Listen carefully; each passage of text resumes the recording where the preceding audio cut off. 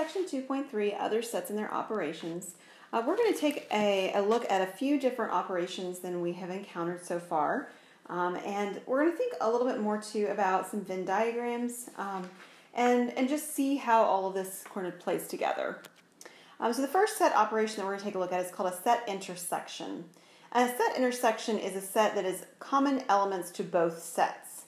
The notation for what this looks like is if you have a set A and you have a set B, an intersection looks like an upside down U, or kind of like the N without the stick on the left of it, a lowercase n. And it's called an intersection. All right, so the first thing I'm going to do is sort of write down in notation what this looks like. Notationally, a set intersection is the set of all x such that x is an element of A and x is an element of B. One common visual imagery that you can think of is an intersection of two streets. We call the intersection specifically at the places where the two streets cross one another. The same is true when we talk about the intersection of two lines. What we're talking about is the point where the two lines actually have in common. So that's intersection. Now, in terms of a Venn diagram for intersection, and this is a little bit small, I know, just kind of put it over to the side in the space that you have on your paper. You have one set A, that's my red circle here, and then you're going to have another set B, and I'll draw mine in yellow. And so let me label them. This is set A, this is set B, and this is the universal set here. That's the blue rectangle on the outside. The intersection is the part where they have in common, or that they cross over one another. So I'm going to do it in blue here in the middle. It's this piece right here in the middle. It's the crossing over place. This is called the intersection. All right, the second set operation is called union. The set operation for union is the set of all objects that are in one set, in both sets, one set or the other or both. Let me say it that way. Yeah, so either set or both. All right, so notationally, the union looks like actually a U. So union with B. And this is the set of all x such that x is an element of A or x is an element of B. And when we write or, we don't mean the exclusive or like it's one or the other only. Or actually means it can be one or the other or both. So it's a union of these things. One of the things you can think of when you think of union is you can think of a marriage ceremony. So when two people get married, we call it a union. And so what it means is that, you get my stuff and I get your stuff, both, all of it. We get all of it. It's all combined. So if I had kids and you had kids and we got married, then they're all our kids. That's actually a good imagery of a union. So what we're going to do next is we're going to draw that picture in a Venn diagram. I'll put mine over here in the corner. We're going to have those same intersecting sets we had before. I mean, the two circles that are crossing over one another, in other words. So here's set A and set B. And let me label them. And when we're talking about a union, we're talking about anything that's in set A, anything that's in set B, and anything that's in both of them. So you get these three different pieces of the picture that are all considered the union. All right, so the next thing we're going to do is we're going to actually take a look at a word problem, kind of an example of these ideas. I'm sorry, one more before we get to the word problem. Relative difference, yes, one more. The relative difference is the set of all elements in one set that are not in the other set. So it's the idea of taking everything in something and then removing the piece that it has in common with something else. All right, so this idea is we're going to do A, and it actually looks like a difference, like subtraction, A minus B. This is a set of all elements, x, such that x is an element of A and x is not an element of B. Okay, so visually, again, Venn diagram kind of view, and I've got a little more space than you have to work in there, but just fit it in. We've got set A here. And then, in keeping with what we've done before, I'll do set B in yellow. And so we want the part that's inside of A and not inside of B. So that's this outer edge over here, kind of the moon-like shape on the left. That's the things that are in A that are not in B. So we don't get the overlap of B with that. All right, so now we're ready for the example that I was referring to before. All right, so here we go. We've got Mary, a single mom, to one child, Mark. Oh, I didn't write his name. One child, Jack. No, one child Mark. There it is. It's missing. Consider Mary single mom to one child Mark. Oh, there it is. I'm sorry. I just misread it wrong. And then Joe, single dad to two children, Jack and Jill. So Mary is mother of Mark. Joe is dad of Jack and Jill. Mary and Joe get married. And together they have two more children, Anne and Andy. We're going to let M represent the set Mary's kids and J represent the set Joe's kids. And then we're going to find and describe the following sets. So if you take a look at M intersect J, this means what they have in common. So this is the kids in common.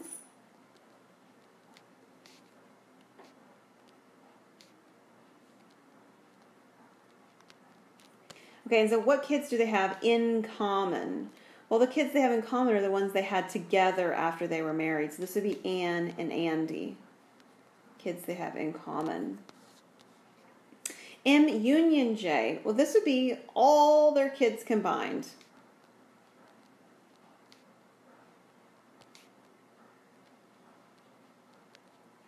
And they have quite a few, right? So let's see. We've got Mark, that was Mary's son. We have Jack and Jill. Those were Joe's kids. And then we have Anne and Andy, the two that they had together after they got married. So we've got this collection of all 5 of these children. And then M minus J, or the relative difference, would be Mary's kids that are not Joe's. And of course, we don't mean this disrespectfully. We're just talking in terms of the children that she had before Joe was her husband. And this would be Mark in this situation. So a little bit of yours, mine, and ours going on, if you remember that movie. All right, a couple of properties of these set operations. The first one is a commutativity property. The second one is an associativity property. And the third one is a distribution property. So first of all, this is the commutativity of set intersection and set union. So it looks something like this. So for all sets A and B, when you consider the intersection of A with B, you get the exact same thing if you intersected B with A.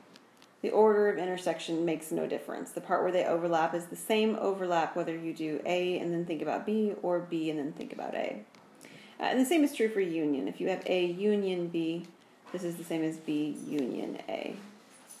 So again, it's everything in both collections of sets, all combined, no matter which order you're looking at. So associativity, this is going to be for all sets A, B, and C. And associativity says that if we have the intersection of A with B intersect C, that this would be the same thing as having the intersection of A with B and then intersecting with C. And the same thing is true for union. If we have A union, B union C, this is A union B, union C.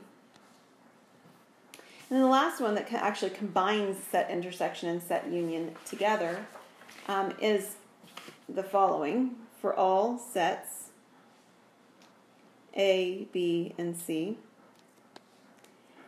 if you have A intersect B union C, this is the same thing as intersecting A with B and intersecting A with C, and then taking the union of those two intersections. Of course, the part on the left is a little bit more of a condensed way of doing it. The part on the right, however, is equivalent. All right, one more, and this isn't really a set property so much. I guess it kind of is, but it looks very different than the last two. This is actually talking about the cardinal number, and if you'll remember that phrase from before, cardinal number means the number of items in something, how many items are in something.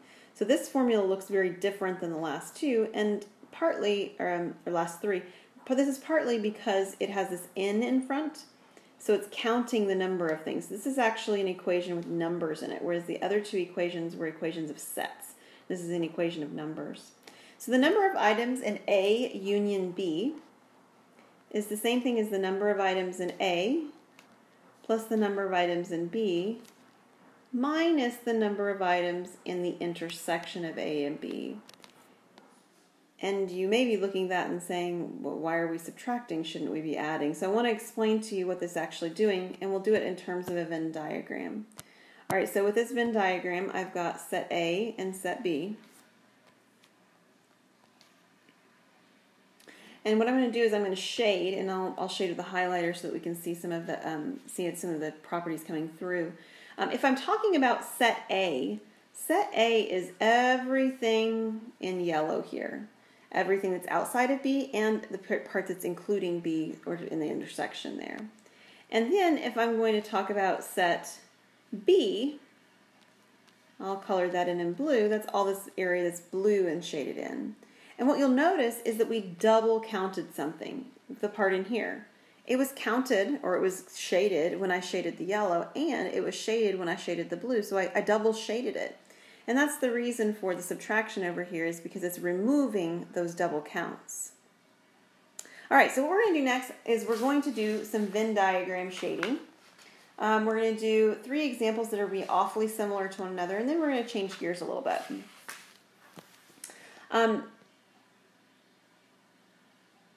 There is one more set operation. I'm sorry, I guess this is not in your notes. Go ahead and just jot this down, write this in here. Cartesian product. The Cartesian product is the set of all ordered pairs such that the first component comes from the first set and the second component comes from the second set.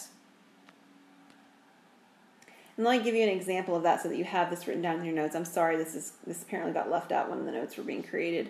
Let's say that we have set X, and set X is the values A, we'll use lowercase, A, B, and C. And we have set Y, and Y is the values S, T, R. You know what, let's just do S and T. Actually, that'll work just fine, S and T. All right, then the Cartesian product is actually, so it looks like X cross Y. Evidently, X was not my best choice here. But the cross in the middle is part of the Cartesian product. So if you had A and B, you would have A cross B. That would have been a better choice. Or we'll use the X and Y since I already have them. And what you're going to do is you're going to make ordered pairs. So you're going to take the first element from the first set, and you're going to join it with the first element of the second set. And then you can take the first element of the first set and join it with the second element of the second set. And you could do this the third and the fourth and the fifth if there were more. I only created one with 2. And then we have the second element of the first set and the first element of the second set. Just kind of doing this in an organized way. And then we would have the B and the T. Or we could have C and S and C and T. So you have this sort of a structure going on. Now, something that is interesting to note is, let's just do a kind of a counting argument for a moment. Let's count the number of items in set X. And you'll notice, of course, that there are 3. The number of items in set Y. And, of course, you notice there are 2. So take a look down here, then, the number of items in the Cartesian product X cross Y. How many items are in this collection right here? Now, you might be tempted to think that there's something like 12, but an item in this particular collection, an element, is actually an ordered pair. So if you go through and you count them, there are actually 6 ordered pairs. So take a look at how these numbers are playing into each other. We actually have 3 here and 2 here, and the Cartesian product says that there are 6. And that's not an accident. There's actually a formula that states that that will always happen. And we'll take a look at this a little bit more. I believe it's in chapter 3. That if you have the number of items and you want to count the number of items in the cross product X cross Y, this is the same thing as the number of elements in X times, so multiplication, the number of elements in set Y. And you can see that that actually played into this in this particular example. All right, let's take a look at some Venn diagram stuff then, which is where I thought we were heading before. All right, so notice on this one we have 2 sets, set A and set B. So when we draw our Venn diagram, we're going to draw 2 overlapping circles.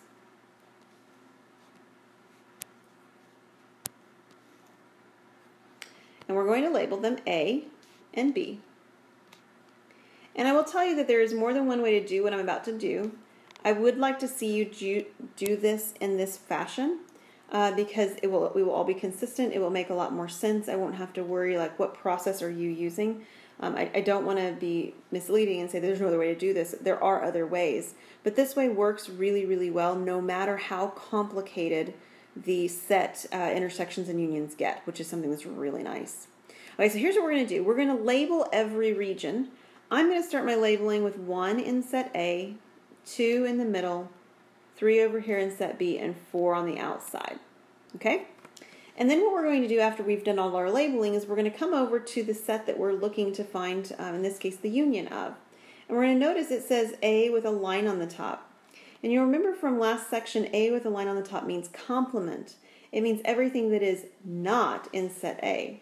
So if you take a look, the numbers that I just wrote down that are not in set A are 3 and 4. Now we're going to do the same thing with B complement. We're going to write down all the numbers that are not in B. So that would be 1 and 4. And then we're going to do whatever the operation says in between them. In our case, this is union.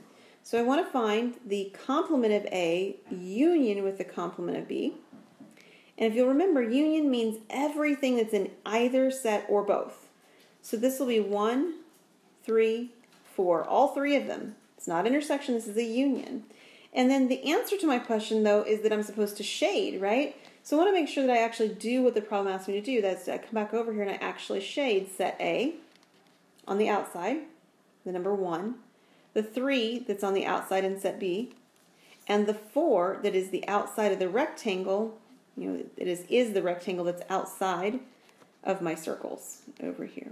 So in other words, everything gets shaded except the region that is region number 2.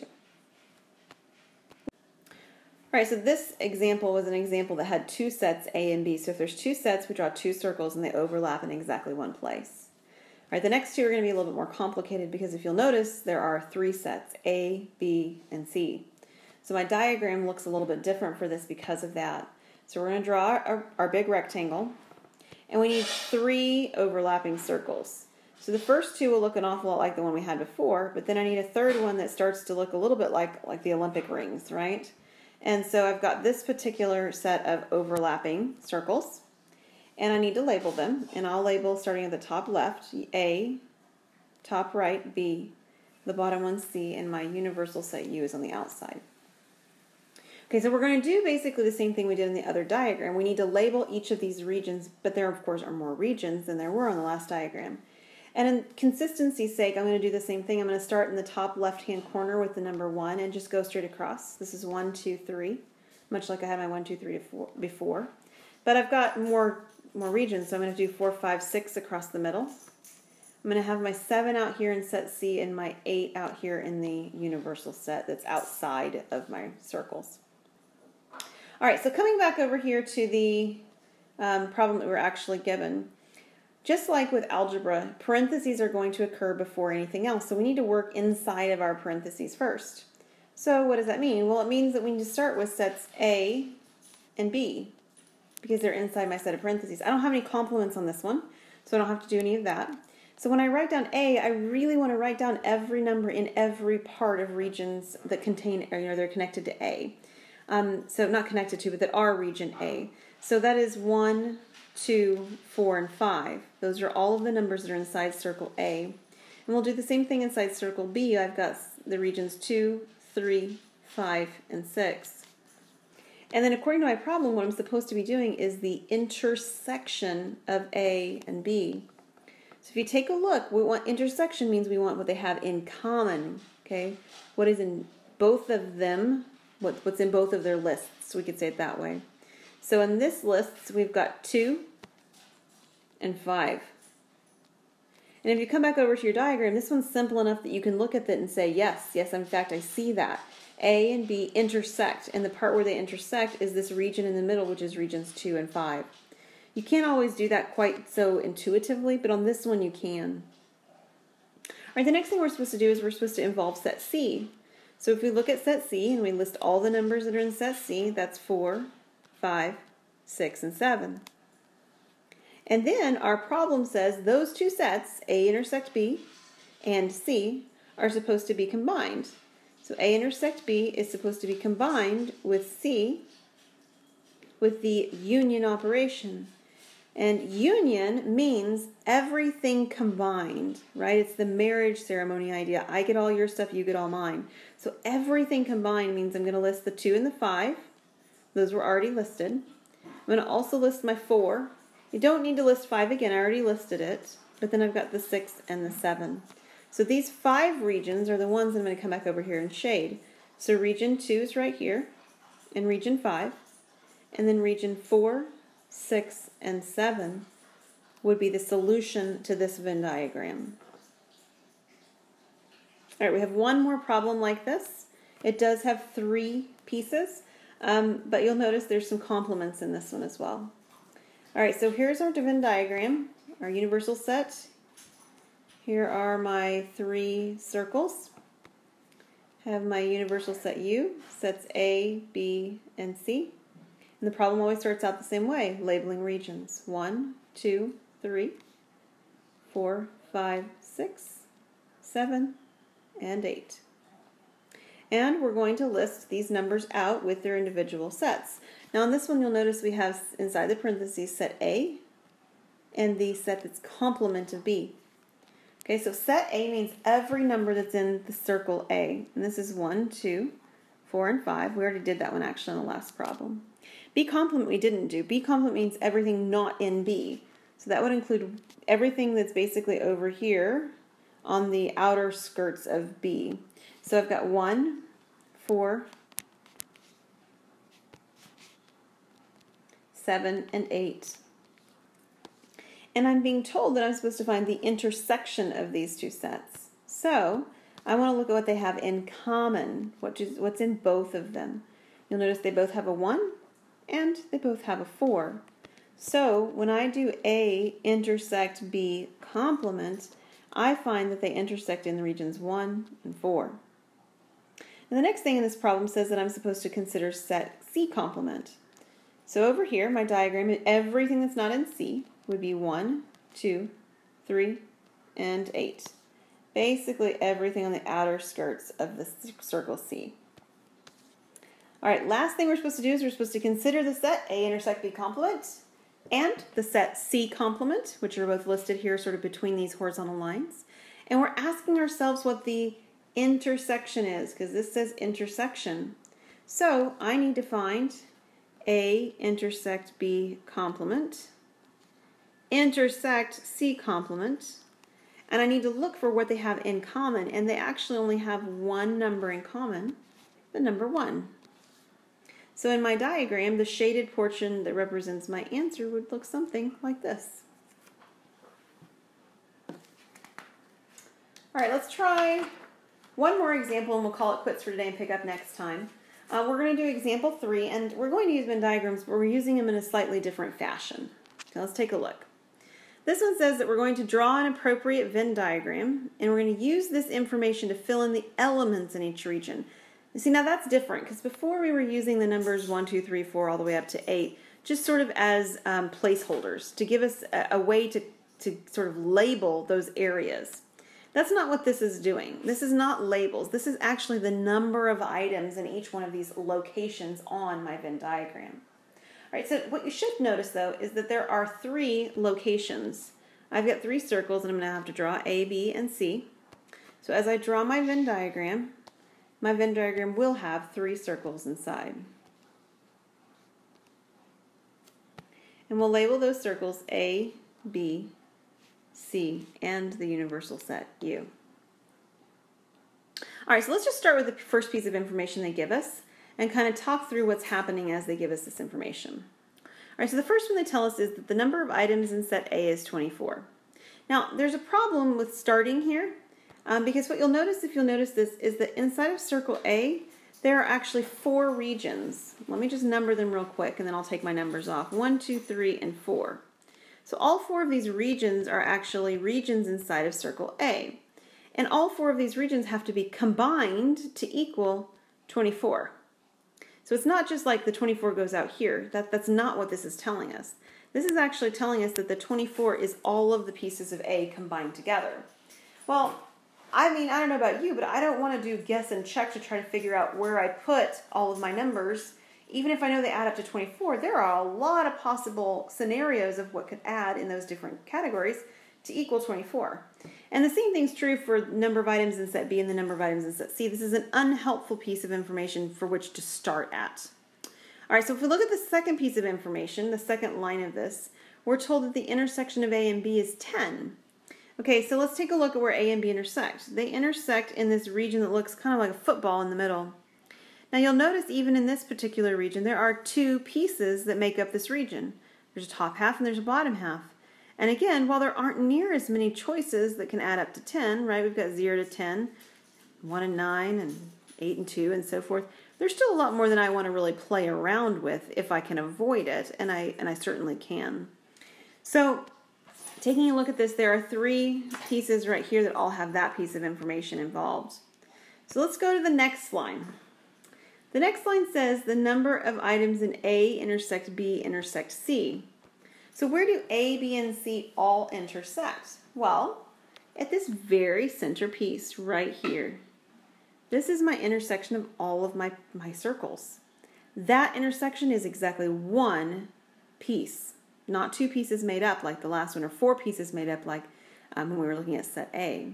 So that location right there is where we're going to start because it gives us the most finely tuned piece of information, and it tells us that what goes in that location is the number 6. So as we do this, I'm going to sort of mark a line through this so that we remember we've already taken care of that piece of information. All right, the last piece of information, we haven't talked about it yet, we'll just do so real briefly. It says the number of items in the universal set is 50. Okay, that means everything in my entire diagram, and I know there's 8 numbers because I did these where I put 8 numbers in the different regions. There are 8 regions that have to add up total to the number 50. So obviously this is not a helpful piece of information at the moment. We'll need it, but we don't need it right now. So let's ignore that piece that's the 50, and let's go back up a line and take a look at the first piece right here. The number of items in A intersect B. Now I highlighted this before, but just to remind you, it's these two pieces combined. The difference now, however, is that I know that one of those pieces is 6. And I know that the two pieces add up to 10. So I simply have to add the value in there that makes these two add up to 10, and that number, of course, would be 4. And once I've done that, I can mark out that piece of information. And now we're going to go on to B intersects C. So here's set B intersects C over here. Again, they have the 6 that's already in the middle. And it tells us that I've got to have it combined to be 8. So what does that mean? Well, it means that there has to be 2 right here on the other piece for the 6 plus the 2 to equal 8. And we'll draw our blue line through that piece of information. Last piece in the center row there, the middle row, is A intersects C. Of course, it's the last football shape that I have out here. And I'm told that it needs to be 15. And I have 6 of those things already, so that means that I need 9 more right here. And I'm done with that particular line of data. So let's go back up to n of A equals 24 now, because we actually have the information we need now to be able to deal with that. N of A equals 24 means that all 4 of the regions that make up A have to add up to 24. So in other words, all the 3 pieces that I have, plus the piece I'm missing, adding up to 24, mean that I can figure this out now. So 6 plus 4 is 10, plus another 9 is 19. And so 19 taken away from 24 leaves me with 5. So there are 5 elements outside of circles that intersect, but also inside of circle A. And we'll draw a line through that piece of information. All right, the next one that we're taking a look at is the number of items in set B. And we're going to do the same thing. They have to be combined in here to be a total of 24. So if we add 4 plus 6, we get 10 plus 2 is 12. And of course, that's not 24. I need 12 more for 12 plus 12 to be 24. And then that piece of information is done. Okay, the last one on this line, number of items in circle C is 26. So that's these items down here. I've got 9 plus 6 is 15, plus 2 is 17. And I'm supposed to have 26, which means that I'm missing some pieces of information, right? So 9 plus 6, what did I have before? 15, 16, 17. Right, it was 17. And it's supposed to be adding up to 26. So 17 taken away from 26 would be 9. So I've got 9 outside of this particular, in this particular part. And again, we'll mark out the piece of information. All right, last thing. You might think this, oh, I'm done. Well, you're not quite done. First of all, you haven't used this piece of information, but more importantly, you're actually missing a number that's outside of the circles, but inside of the rectangle over here in the outer part of U. All right, so we're going to take a look at that piece of information now. So what do we need to do? Well, we need all of the pieces that we have before plus the piece we're missing to add up to 50. So how do we do that? Well, we need to add up what we've got. All right, so I know that the last circle that I did had a total of 26. So I'm going to start there. So I have 26 plus 5 and 4 make 9 more. So 26 plus 9 would be 35. And then I need 35 plus 12, which would be 47. So I have 47 items already accounted for, and there's supposed to be 50 total, so it means there are 3 that are unaccounted for on the outside of the diagram. Not the diagram, inside the universal set, but outside my circles themselves. All right, so we will pause right there. There's a couple more examples. We'll pick those up on Monday. And other than that, have a great weekend.